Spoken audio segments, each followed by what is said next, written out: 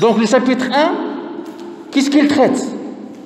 La dynamique avant la révolution et la dynamique à partir et après la révolution industrielle.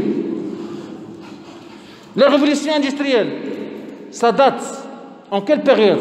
C'est la fin du XVIIIe siècle, vers le dernier quart du XVIIIe siècle. Mais avant la révolution industrielle, le monde occidental, il a déjà connu une expansion, un développement d'un premier type de capitalisme. Lequel? Commercial et financier. Entre quelle période et quelle période? Entre la fin du XVe siècle jusqu'à la première moitié du XVIIIe. Ça coïncide avec la période de 3 siècles qui a connu l'expansion du système mercantiliste en Europe et l'expansion de la pensée mercantiliste également en Europe. C'est pour ça que dans un premier grand temps, on parle de la dynamique avant la Révolution, durant 3 siècles, fin 15e, 16e, 17e, jusqu'au début 18e. D'accord? Puis après, section 2, la partie 2, ça porte sur la révolution industrielle. Et ses conséquences, bien sûr.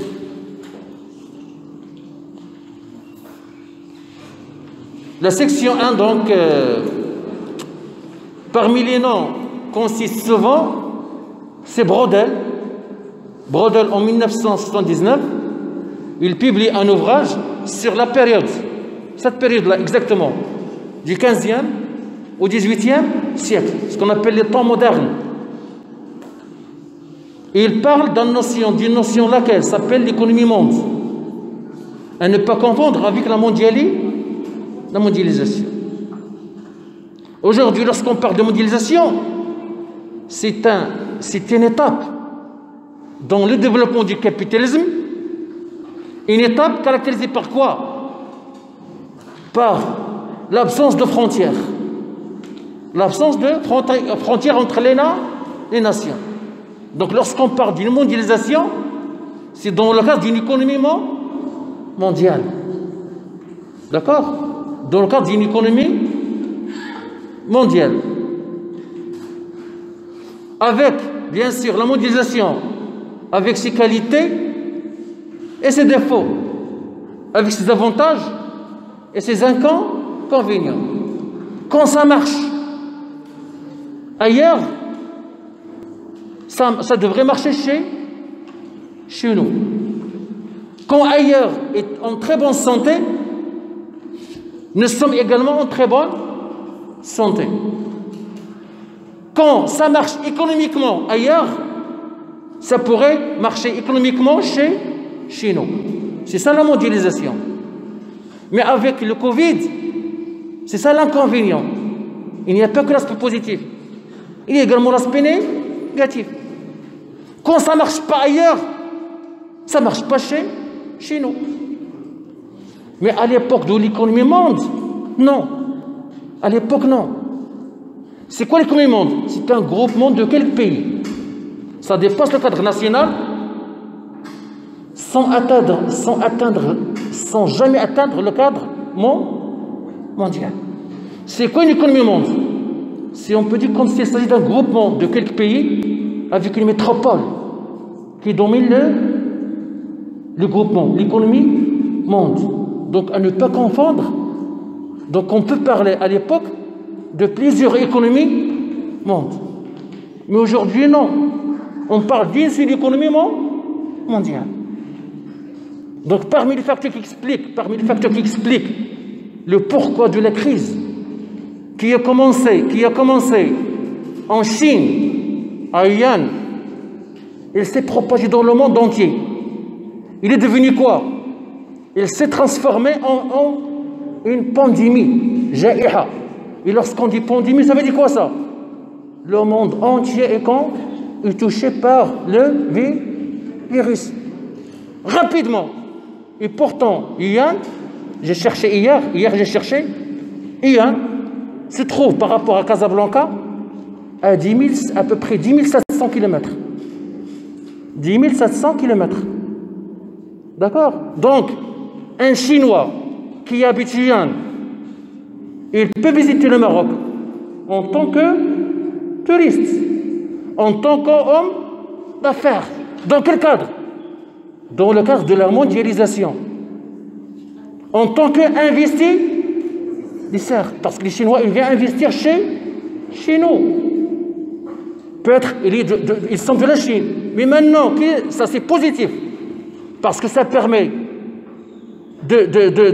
d'avoir beaucoup d'investissements, d'attirer des investisseurs chinois et de créer l'emploi chez nous et de créer plus de richesse chez nous. Mais avec le Covid, qu'est-ce qui s'est passé? Le même Chinois investisseur, le même Chinois touriste qui vient chez nous, il apporte avec lui des devises. En 2020, qu'est-ce qu'il a apporté avec lui également? Il a apporté des devises et également le Covid. C'est ça l'inconvénient de la mondialisation.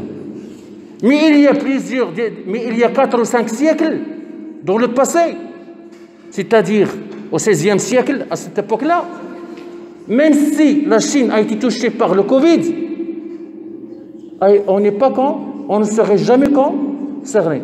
Parce qu'à l'époque, il n'y avait pas d'économie mondialisée. Il n'y avait pas ce phénomène de la mondialisation. En d'autres termes, la mondialisation, c'est quoi? Elle facilite quoi? Les flux de transport de marchandises. Le Maroc, il exporte vers le reste du monde entier. Le Maroc, il importe du reste du monde. La France, il investit dans le monde entier. La France, il reçoit du monde entier.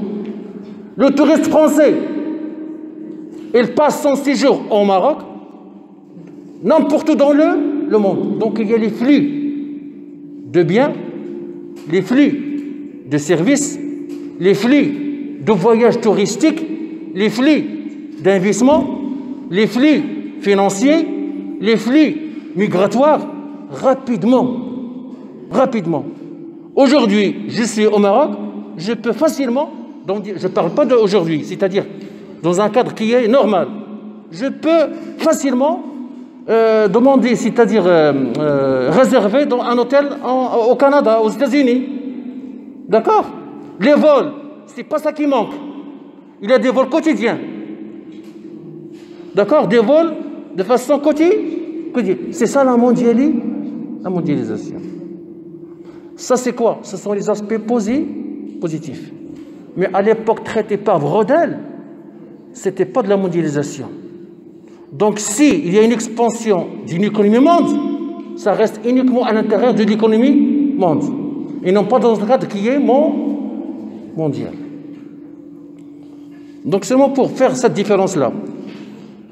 Donc, les conditions favorables entre 15e, 16e, 17e, les conditions favorables au démarrage économique. Donc, en même temps, une expansion du mercantilisme, la doctrine mercantiliste. Ce qu'on appelle l'économie mercantiliste, c'est une transition.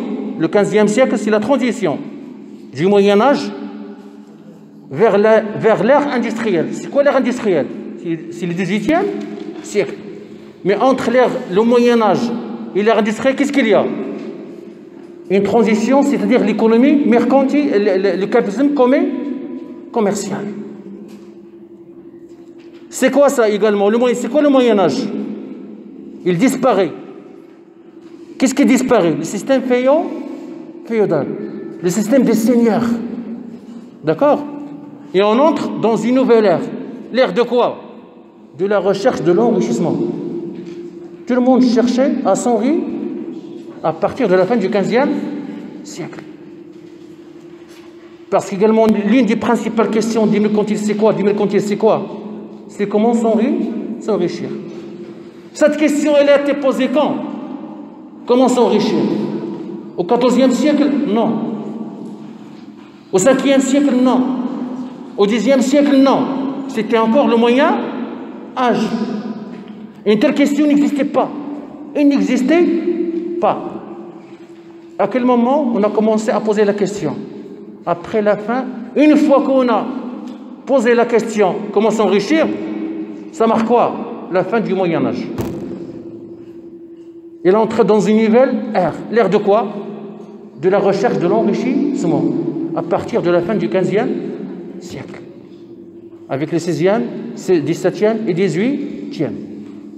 Qu'est-ce qui différencie le Moyen-Âge et l'ère du capitalisme commercial? Ce sont les grandes découvertes, les découvertes maritimes. 1492, la découverte de l'Amérique par Christophe Colomb.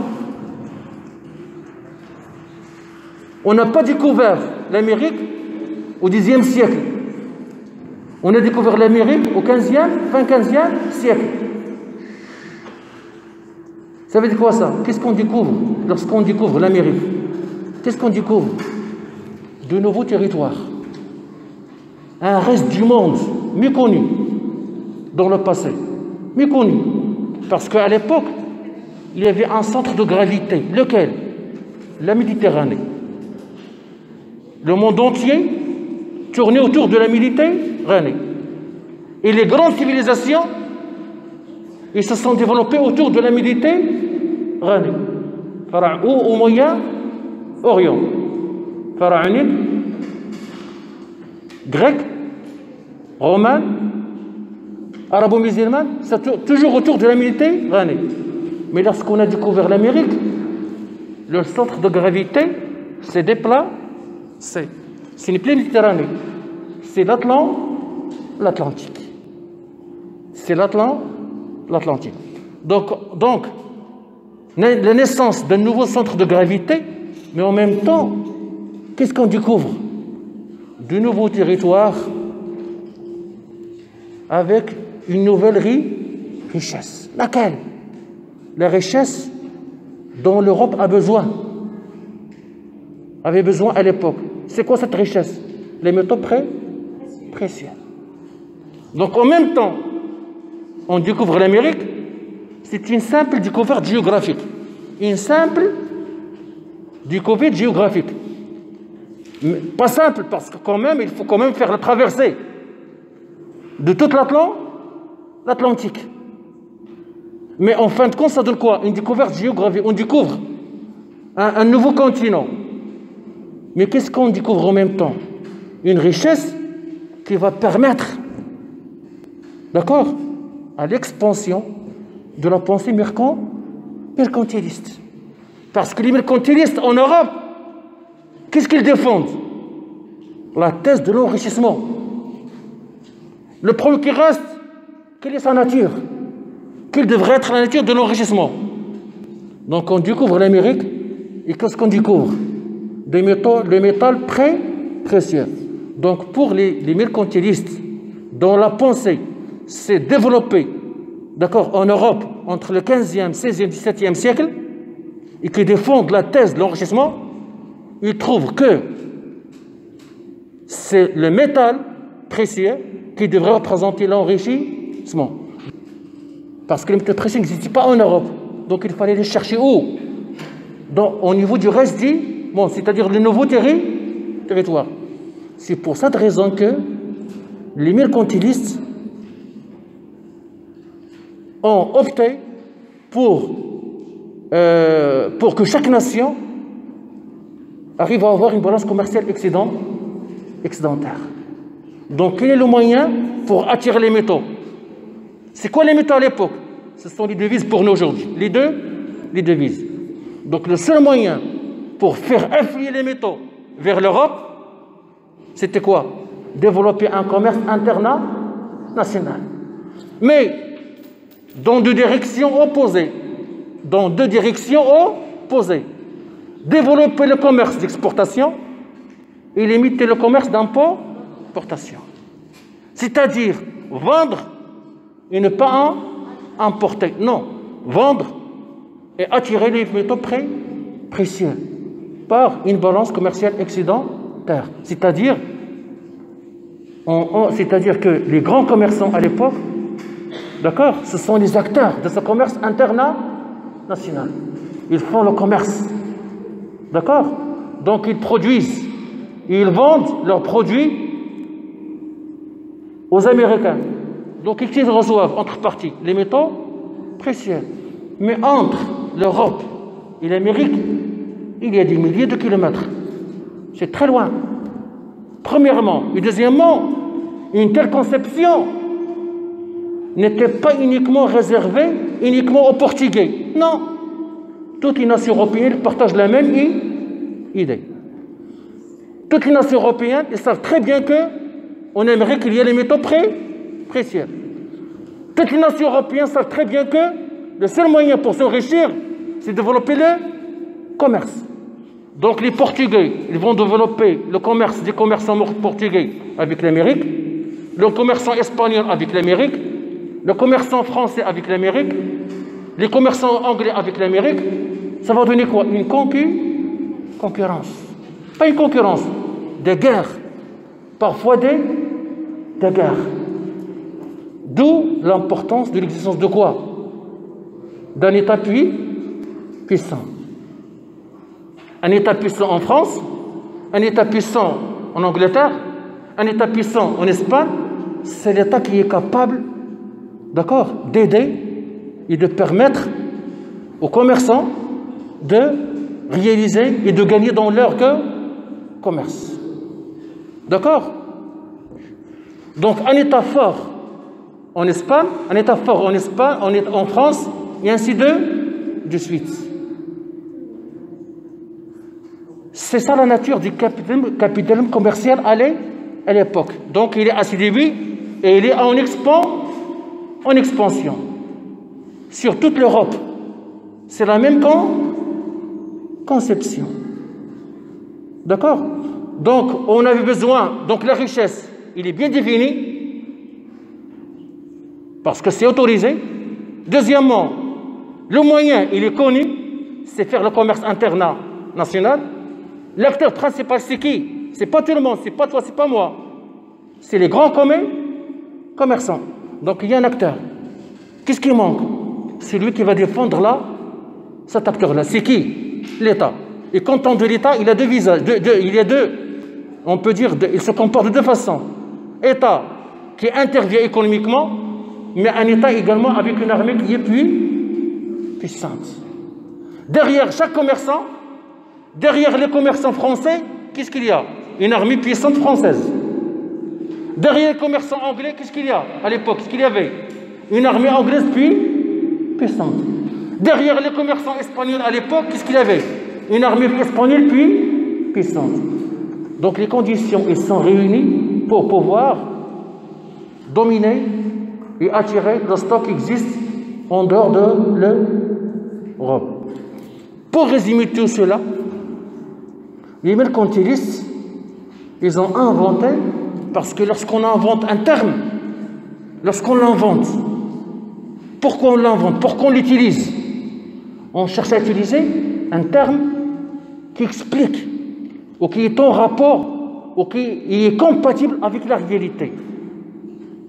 Donc la réalité à l'époque, 16e, 15e, 16e, 17e, début 18e, c'était quoi la réalité? Toute l'Europe cherchait l'enrichissement. Parce que c'est devenu quoi? Un objectif qui est louable. Ça n'existait pas avant le 15e siècle. Donc toutes les nations cherchaient à s'enrichir. Toutes les nations, ils ont encouragé qui?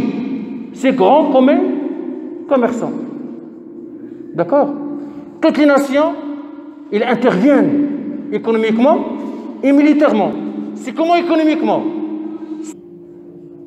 C'est quoi intervenir économiquement? Subventionner les commerçants pour qu'ils produisent pour l'exportation. Ils n'en font pas autre chose. D'accord? Les États, ils subventionnent. Ils donnent des aides. À qui? À ceux qui produisent pour l'exportation. C'est ça la dynamique du capitalisme commercial et mercantile durant les 3 siècles. Donc une dynamique commerciale, d'accord? Une dynamique de la recherche de l'enrichissement,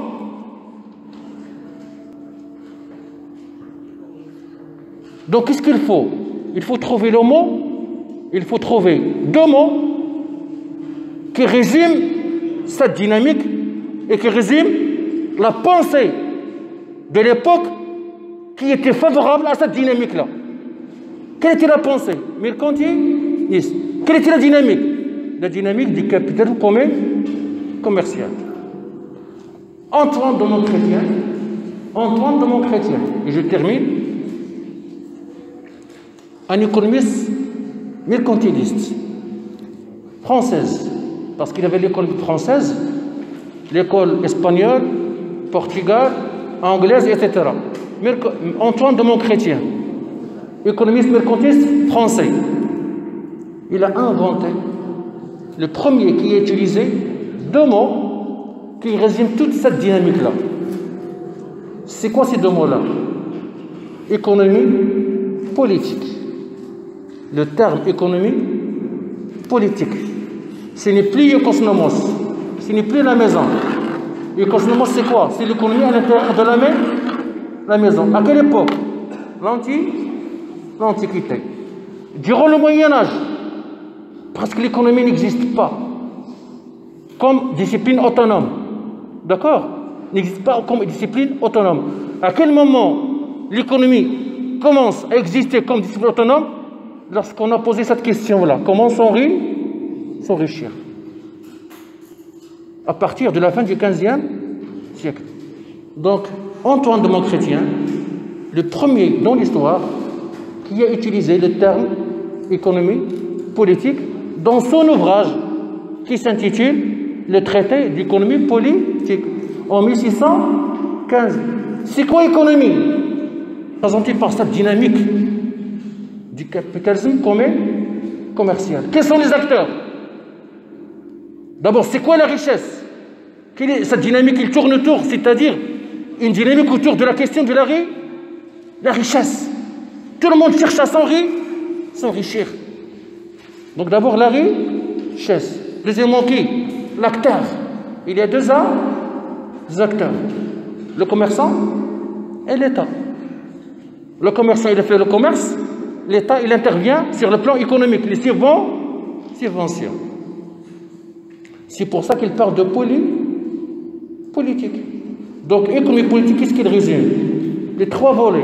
La richesse, l'économie, qui commence à devenir une science à part entière.